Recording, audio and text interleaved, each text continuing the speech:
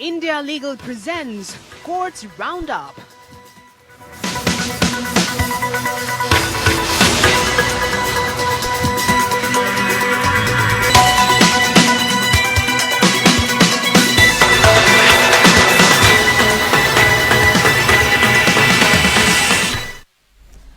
नमस्कार, आप देख रहे हैं हमारी खास पेशकश कोर्ट्स राउंडअप। मैं हूं आपके साथ नेहा दुबे। इस बुलेटिन में अगले आधे घंटे हम आपको कोर्ट से जुड़ी तमाम छोटी बड़ी खबरों से करवाएंगे रूबरू। कोर्ट की कार्रवाई सुप्रीम कोर्ट से लेकर हाई कोर्ट और लो कोर्ट तक के फैसलों को रखेंगे आपके सामने। आगे बढ़ने से पहले एक नजर हेडलाइंस पर। कार्यक्रम के प्रायोजक है डॉक्टर ऑर्थो आयुर्वेदिक ऑयल और कैप्सूल। अब दर्द भी घुटने टेकेगा। 3 तलाक के अपराधीकरण को सुप्रीम कोर्ट में दी गई चुनौती। वादी ने कहा, सजा के प्रावधान पुरुष विरोधी है। चुनौती देने वाली याचिकाएं लंबित याचिकाओं के साथ टैग। पीएम मोदी डिग्री विवाद मामले में गुजरात कोर्ट ने संबंध रद्द करने से किया इनकार। अरविंद केजरीवाल संजय सिंह की याचिका की रद्द। गुजरात विश्वविद्यालय के खिलाफ अपमानजनक बयान का है आरोप।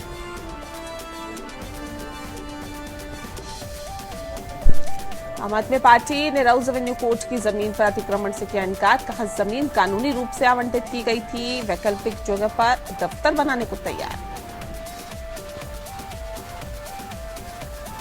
बिना किसी पर्यावरणीय प्रभाव मूल्यांकन के नीलगिरी में सड़क कार्य पर एनजीटी ने किया स्वतः संज्ञान। पर्यावरणीय मानदंडों की अनदेखी पर दिखाई सख्ती।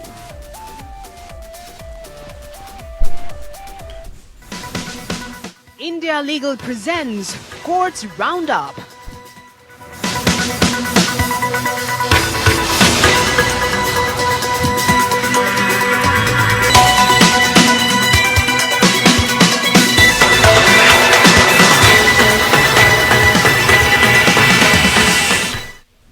सुप्रीम कोर्ट ने 3 तलाक के अपराधीकरण को चुनौती देने वाली याचिका को लंबित याचिकाओं के साथ टैग किया है। याचिकाकर्ताओं की तरफ से तर्क दिया गया है कि अधिनियम में केवल मुस्लिम पति द्वारा 3 तलाक कहने के खिलाफ दंडात्मक प्रावधान है और ये प्रकृति में भेदभावपूर्ण है, क्योंकि ये धार्मिक पहचान के आधार पर व्यक्तियों के एक वर्ग के लिए खास प्रावधान है, जहां पर तलाक के लिए आपराधिक कार्रवाई की जाती है। इस रिपोर्ट को देखिए।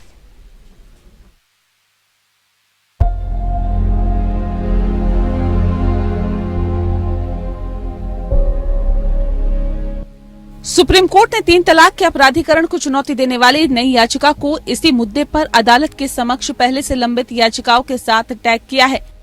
याचिकाकर्ताओं की ओर से पेश वकील ने दलील दी कि 3 तलाक देने वाले मुस्लिम पति के सजा के प्रावधान पुरुष विरोधी और उनके अधिकारों का उल्लंघन है। सीजेआई ने उपस्थित वकील से पूछा कि कैसे मुस्लिम महिला विवाह पर अधिकारों का संरक्षण अधिनियम 2019 पुरुषों के अधिकार का उल्लंघन है। इस पर वकील ने जवाब दिया, वास्तव में ये 3 तलाक को अपराध मानता है। अधिनियम की धारा 3 और 4 एक दूसरे के विपरीत है। 2019 अधिनियम की धारा 3 में प्रावधान है 3 तलाक शून्य और अवैध होगा। मुस्लिम पति द्वारा अपनी पत्नी को मौखिक या लिखित या इलेक्ट्रॉनिक रूप में किसी भी अन्य तरीके से तलाक की कोई भी घोषणा शून्य और अवैध होगी, जबकि अनुच्छेद 4 के तहत तलाक कहने की सजा में तलाक देने वाले पति को जुर्माने के साथ 3 साल की कैद का प्रावधान है। Chief justice D Y Chandrachud, justice J B Pardiwala और जस्टिस मनोज मिश्रा की पीठ हालांकि नोटिस जारी करने के लिए इच्छुक नहीं दिखी, लेकिन इस मामले को कानून के समान प्रश्न पर अन्य लंबित जनहित याचिकाओं के साथ टैग किया और वकील को टैग की गई सुनवाई से पहले पेश होने के लिए कहा। अगस्त 2019 में सुप्रीम कोर्ट ने 2019 अधिनियम की संवैधानिक वैधता को चुनौती देने वाली याचिकाओं के समूह पर संघ को नोटिस जारी किया। समस्त केरल जमीयतुल उलमा, जमीयत उलमा ए हिंद, मुस्लिम एडवोकेट एसोसिएशन, आंध्र प्रदेश आदि ने पिछली याचिका दायर की। याचिकाकर्ताओं ने प्रस्तुत किया कि अधिनियम ने धार्मिक पहचान के आधार पर व्यक्तियों के एक वर्ग के लिए विशिष्ट दंडात्मक कानून पेश किया। ये गंभीर सार्वजनिक शरारत का कारण है, जिसे अगर नियंत्रित नहीं किया गया तो समाज में ध्रुवीकरण और वैमनस्यता पैदा हो सकती है। उनके आधार के अनुसार अधिनियम की आवश्यकता वाली कोई भी परिस्थिति मौजूद नहीं है, क्योंकि तलाक के इस रूप को सुप्रीम कोर्ट द्वारा पहले ही असंवैधानिक घोषित कर दिया गया। इस प्रकार ऐसी घोषणा कानून की दृष्टि से गैर अनुमानित है और उक्त घोषणा के बाद भी विवाह कायम रहेगा। आगे ये भी प्रस्तुत किया गया कि इस अधिनियम ने अतिरिक्त अधिनियम बनाकर विचाराधीन कैदियों की दुर्दशा और अत्यधिक बोझ से दबी न्यायपालिका की ओर से भी आंखें मूंद ली है। इसके अलावा इसमें कहा गया कि इस्लामिक कानून के अनुसार विवाह नागरिक अनुबंध है और तलाक अनुबंध को अस्वीकार करने का तरीका, इसीलिए नागरिक गलती के लिए आपराधिक दायित्व थोपना मुस्लिम पुरुषों के मौलिक अधिकारों का स्पष्ट उल्लंघन है। Bureau report.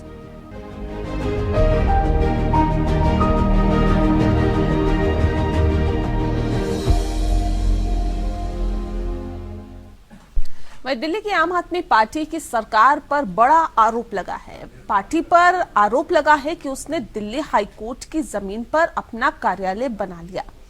आपके इस कदम पर सुप्रीम कोर्ट ने कड़ी नाराजगी जाहिर की है। इसके बाद आज आम आदमी पार्टी ने सुप्रीम कोर्ट में अपना जवाब दिया है। आम आदमी पार्टी ने सुप्रीम कोर्ट को बताया कि जिस जमीन पर पार्टी का दफ्तर बनाया गया है उस पर किसी भी तरह का अतिक्रमण या कब्जा नहीं किया गया। सुप्रीम कोर्ट के सामने अपने जवाब में आपने वकीलों के जरिए कहा कि पार्टी को जमीन साल 2015 में आवंटित की गई थी। आपके वकीलों ने आगे ये भी कहा कि अगर कोर्ट राष्ट्रीय पार्टी की स्थिति को देखते हुए दूसरी जगह पर जमीन के लिए जगह तय करता है तो पार्टी राउस एवेन्यू में मौजूद दफ्तर को खाली करने के लिए तैयार है। आगामी लोकसभा चुनाव की तैयारियों के बीच आपके वकीलों ने ये भी कहा कि अगर पार्टी ऑफिस को तुरंत खाली कर देती तो उसके पास दूसरे दफ्तर के लिए कोई भी जगह खाली नहीं होगी। सुप्रीम कोर्ट ने मंगलवार को हैरानी जताते हुए कहा है कि कोई भी दल कानून अपने हाथ में कैसे ले सकता है, कोई भी पार्टी हाईकोर्ट की जमीन पर कब्जा कैसे कर सकती है। सीजेआई चंद्रचूड़ ने कहा कि कोर्ट केवल बुनियादी ढांचों के लिए और लोगों की भलाई के लिए काम करता है। एक खास बात यह है कि सुप्रीम कोर्ट ने सुनवाई के दौरान किसी राजनीतिक दल का नाम नहीं लिया था, लेकिन सुनवाई के बाद वकीलों ने साफ किया कि आम आदमी पार्टी के बारे में चर्चा की गई।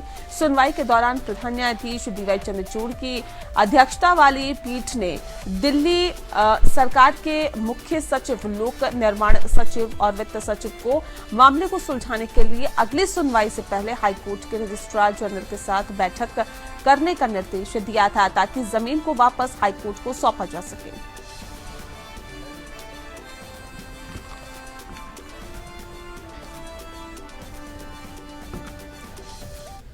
गुजरात उच्च न्यायालय ने प्रधानमंत्री नरेंद्र मोदी की शैक्षणिक डिग्री के बारे में आम आदमी पार्टी के नेताओं के बयानों के संबंध में गुजरात विश्वविद्यालय द्वारा दायर मानहानि मामले में दिल्ली के मुख्यमंत्री अरविंद केजरीवाल और पार्टी आम आदमी पार्टी के सांसद संजय सिंह को जारी सम्मन रद्द करने से इनकार कर दिया है। न्यायमूर्ति हसमुख की डी सुधार ने केजरीवाल और सिंह की उस याचिका को खारिज कर दिया जिसमें उन्होंने अतिरिक्त मुख्य मेट्रोपॉलिटन मजिस्ट्रेट द्वारा जारी सम्मन को चुनौती दी थी। केजरीवाल और सिंह के खिलाफ मानहानि की शिकायत में आरोप लगाया गया था कि दोनों नेताओं ने मोदी की शैक्षणिक डिग्री से जुड़े विवाद के संबंध में गुजरात विश्वविद्यालय के खिलाफ अपमानजनक बयान दिए और दोनों नेताओं को पिछले साल अप्रैल में अतिरिक्त मुख्य मेट्रोपॉलिटन मजिस्ट्रेट ने समन जारी किया था। निचली अदालत ने प्रथम दृष्टया अपने फैसले में कहा था कि गुजरात विश्वविद्यालय के बारे में दिए गए बयानों की एक विवेकपूर्ण व्यक्ति द्वारा ये व्याख्या की जा सकती है कि विश्वविद्यालय झूठी और फर्जी डिग्री प्रदान करता है और फर्जी गतिविधियों में शामिल है और इससे गुजरात विश्वविद्यालय की छवि खराब होती है। एक सत्र अदालत ने बाद में समन को बरकरार रखा जिससे कि उच्च न्यायालय के समक्ष याचिकाएं दायर की गई। उच्च न्यायालय में आप नेताओं ने दलील दी कि शिकायत बिल्कुल भी सुनवाई योग्य नहीं है क्योंकि बयान विश्वविद्यालय के खिलाफ नहीं है। बहरहाल विश्वविद्यालय ने दलील दी कि केजरीवाल और सिंह ने अपने बयानों से उनकी छवि को खराब किया है और उन्हें मुकदमे का सामना करना चाहिए। मानहानि मामले में उत्पत्ति गुजरात उच्च न्यायालय के समक्ष 2023 के फैसले से हुई है और जिसमें कहा गया है कि गुजरात में ये कहा गया है कि प्रधानमंत्री कार्यालय को सूचना के अधिकार अधिनियम के तहत मोदी के डिग्री प्रमाण पत्र प्रस्तुत करने की आवश्यकता नहीं है।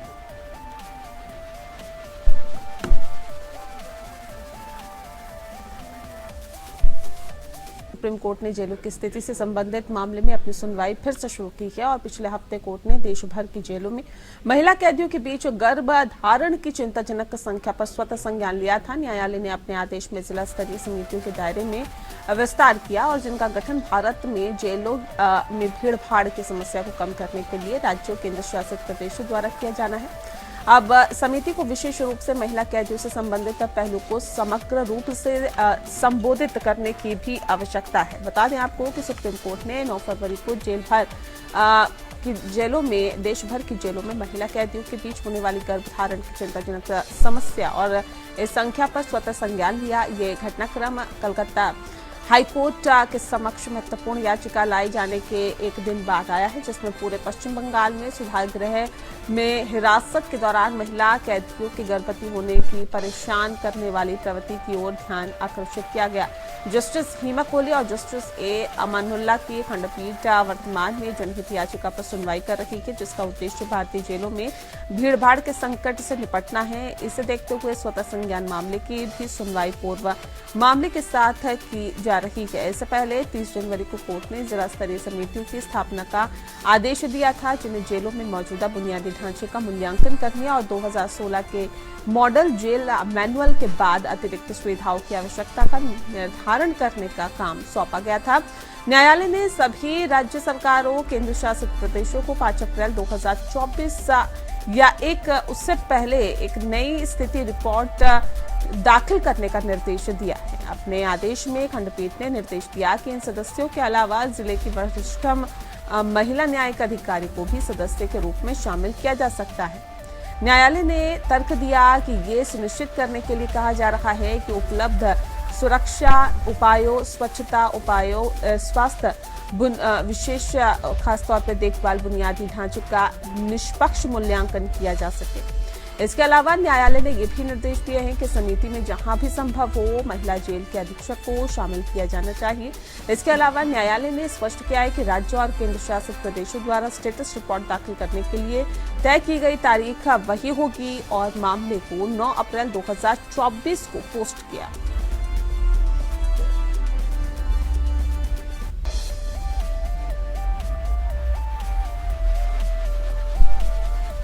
सुप्रीम कोर्ट ने महिला द्वारा अपनी छोटी बहन की पेशी के लिए दायर बंदी प्रत्यक्षीकरण मामले में कहा कि बड़ी बहन के पास संरक्षता का कानूनी अधिकार नहीं है, सिवाय इसके कि जब सक्षम न्यायालय ने कोई आदेश दिया हो। जस्टिस अनिरुद्ध बोस और संजय कुमार की खंडपीठ ने याचिकाकर्ता का मामला खारिज करते हुए कहा कि हमें नहीं लगता कि बंदी प्रत्यक्षीकरण की प्रकृति में राहत की मांग करने वाली रिट याचिका और याचिकाकर्ता की शिकायत के लिए उचित कार्रवाई है। हालांकि न्यायालय ने याचिकाकर्ता को संरक्षता की मांग करते हुए उचित न्यायालय से संपर्क करने की स्वतंत्रता दी। यदि तथ्य उचित हो, कोर्ट ने कहा कि बड़ी बहन को अपनी बहन पर संरक्षता निभाने का कोई कानूनी अधिकार नहीं है, जब तक कि सक्षम क्षेत्राधिकार वाले न्यायालय से कोई आदेश न हो। मामले के तथ्यों को दोहराने के लिए याचिकाकर्ता ने शुरू में अपनी बहन को पेश करने की मांग करते हुए बंदी प्रत्यक्षीकरण याचिका के साथ हिमाचल प्रदेश हाईकोर्ट का दरवाजा खटखटाया।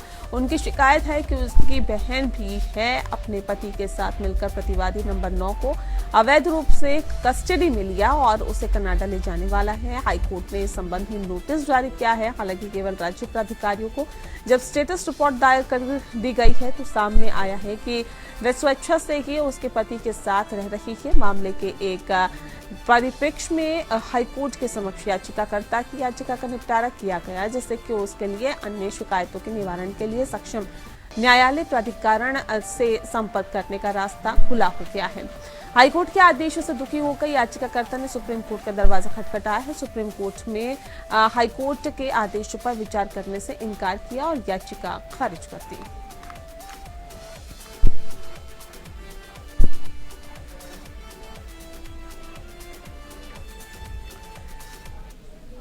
पश्चिम बंगाल में संदेश खाली विवाद पर राजनीतिक गरमाई हुई है। इसे लेकर बीजेपी और टीएमसी आमने सामने हैं। अब ये मामला सुप्रीम कोर्ट भी पहुंच गया है। दरअसल वकील आलोक अलख श्रीवास्तव ने संदेश खाली के मुद्दे पर सुप्रीम कोर्ट में जनहित याचिका दायर की है और याचिका में मांग की है कि कोर्ट की देखरेख में सीबीआई या एसआईटी की टीम मामले की जांच करे। याचिका में संदेश खाली के पीड़ितों के लिए मुआवजे की भी मांग की गई है। साथ ही अपनी जिम्मेदारी ठीक तरह से निभाने के लिए भी पश्चिम बंगाल पुलिस के खिलाफ भी कार्रवाई की मांग की गई है। याचिका में संदेश खाली मामले की जांच राज्य से बाहर ट्रांसफर करने की भी मांग की गई है।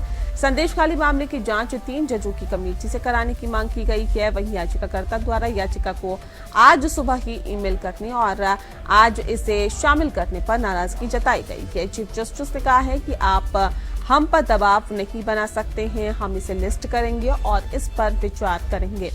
पश्चिम बंगाल के उत्तर 24 परगना जिले के अंदर स्थित गांव संदेश खाली इन दिनों भारी विरोध प्रदर्शन का गवाह बन रहा है। दरअसल गांव की महिलाओं ने बीते दिनों आरोप लगाए थे कि टीएमसी नेता शाहजहां शेख और अन्य टीएमसी नेताओं ने उनकी जमीनों पर कब्जा कर लिया और कुछ महिलाओं ने टीएमसी नेताओं पर यौन शोषण के भी आरोप लगाए थे। इसे लेकर संदेश खाली में महिलाओं ने विरोध प्रदर्शन किया। भाजपा कार्यकर्ता भी संदेश खाली में प्रदर्शन कर रहे हैं, जहां शाहजहां शेख राशन घोटाले में आरोपी है और बीते दिनों ईडी टीम पर हुए हमले में भी शाहजहां शेख आरोपी है। वहीं बंगाल की सीएम ममता बनर्जी ने भाजपा पर इस मुद्दे पर राजनीति करने का आरोप लगाया है।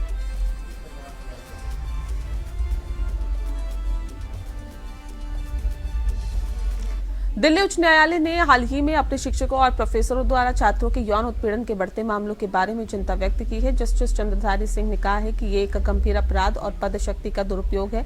शिक्षकों को ज्ञान प्रदान करने और भविष्य के बच्चों के दिमाग को आकार देने की शक्ति उपहार में दी गई है और ये जरूरी है कि ऐसी शक्ति का दुरुपयोग न किया जाए।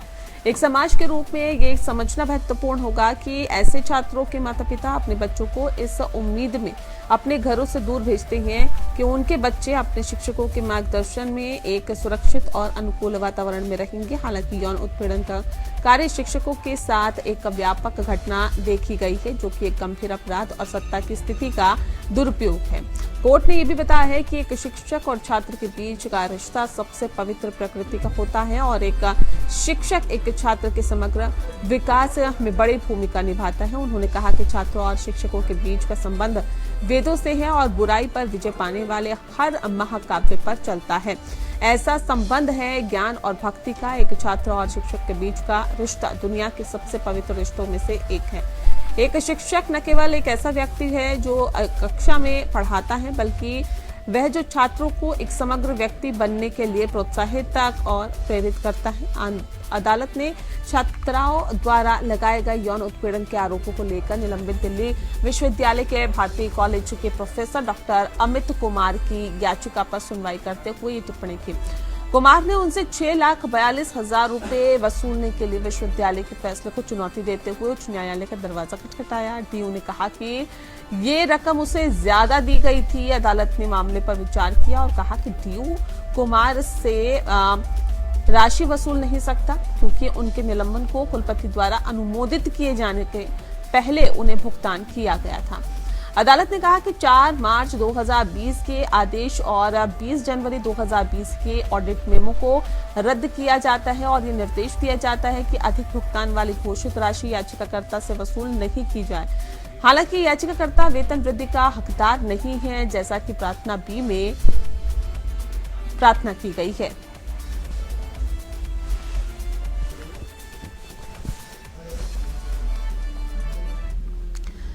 वहीं नेशनल ग्रीन ट्रिब्यूनल या एनजीटी ने इस मुद्दे पर स्वतः संज्ञान लिया है कि नीलगिरी में कई हिस्सों पर सड़क चौड़ीकरण का काम बिना किसी पर्यावरण प्रभाव आंकलन के चल रहा है।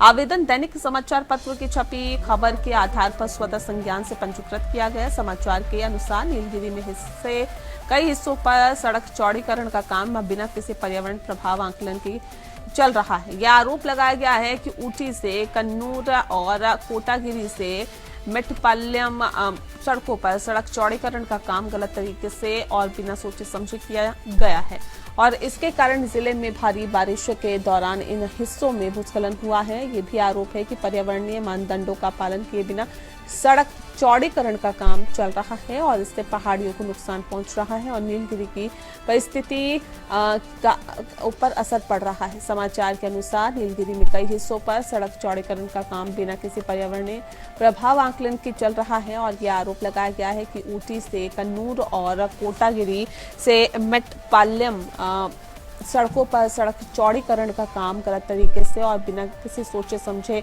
किया गया है और इसके कारण जिले में भारी बारिश के दौरान इन हिस्सों में भूस्खलन हुआ है। ये भी आरोप लगाया है कि पर्यावरणीय मानदंडों का पालन किए बिना सड़क चौड़ीकरण का काम चल रहा है और इससे पहाड़ियों को नुकसान पहुंच रहा है और नीलगिरी की परिस्थितियों पर भी इसका असर पड़ रहा है। आरोप ये भी है कि राजमार्ग विभाग समतल क्षेत्रों की सड़कों पर लागू मानकों के अनुसार सड़कों को चौड़ा कर रहा है, जिससे कि पहाड़ी सड़कों और इन सड़कों का उपयोग करने वाले यातायात के लिए बेहद खतरनाक हो गया है। मामला दक्षिण जोन बेंच चेन्नई से संबंधित है, इसलिए बेंच ने उचित आगे की कार्रवाई के लिए मामले को दक्षिणी जोन बेंच को स्थानांतरित कर दिया है।